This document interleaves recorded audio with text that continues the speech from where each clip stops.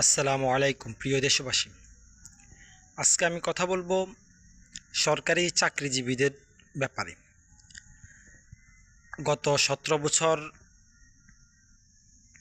পতিত ফ্যাসিস্ট স্বৈরাচার শেখ হাসিনা বাংলাদেশের সরকারি চাকরিতে সে তার দলের লোকদেরকে শুধু ঢুকাইছে।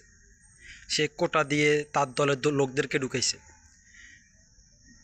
আমি অন্তর্বর্তীকালীন সরকারের কাছে আকুল আবেদনভাবে জানাবো, গত 17 বছর যেসব সরকারি কর্মকর্তা চাকরিতে জয়েন হয়েছে, আপনি তাদেরকে চাকরি থেকে অব্যাহতি দেন।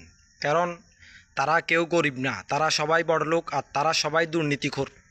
তারা কোনো না কোনো এক পর্যায়ে চাঁদাবাজি করে এই চাকরি লইছে। তারা যেমন এই চাকরিতে প্রায় 12 লক্ষ টাকা ঘুষ দিত, 6 লক্ষ টাকা দিত, 8 লক্ষ টাকা দিত।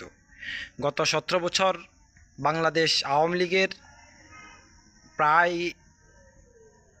8,52,000 লোক সরকারি চাকরি পাইছে। সমস্ত সরকারি চাকরি পাইছে তারা পরিবারতান্ত্রিক, একটা পরিবারে 3জন 4জন করে। কিন্তু অরিজিনালি সরকারি চাকরি পাওয়া বাংলাদেশের 18 কোটি জনগণের অধিকার। এটা প্রত্যেকটা ফ্যামিলি থেকে একজন একজন করে নেওয়া উচিত। কিন্তু আমরা দেখছি গত 17 বছর একটা দলের লোকদেরকে চাকরি দেওয়া হয়েছে। তারা কেউ গরিব না, তারা সবাই বড়লোক। অন্তর্বর্তীকালীন সরকারের কাছে আকুল আবেদন, তাদেরকে চাকরি থেকে অব্যাহতি দেওয়া হোক। আমি একটা উদাহরণ আমার নোয়াখালীর সে জেলা প্রশাসকের পিএস, সে নিজে সরকারি চাকরি করে, সে তার ছেলে মেয়ে সরকারি চাকরি করে, তার ভাই বোন সরকারি চাকরি করে, এবং তার বোনের জামাই, তারপরে বোনের জামাইয়ের আরও 2টা ভাই আছে, তাদেরও সরকারি চাকরি করে। এটা কেন হবে?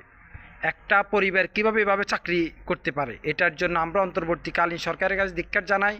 তার জন্য বলতে চাই, সরকারি চাকরির গত 17 বছর যেসব কর্মকর্তারা সরকারি চাকরিতে জয়েন হয়েছে, তাদেরকে চাকরি থেকে অব্যাহতি দেওয়া হোক।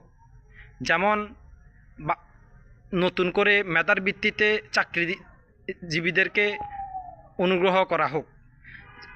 কোন কোন অফিসে সরকারি চাকরিজীবীরা টাকার বিনিময়ে চাকরি লইছে, যেমন পাসপোর্ট অফিস, ইউএনএ অফিস, জেলা প্রশাসক অফিস, তারপরে আরও অন্যান্য অনেক কিছুই। তার জন্য অন্তর্বর্তীকালীন সরকার এসব কর্মকর্তাদেরকে চাকরি থেকে অব্যাহতি দেওয়া হোক।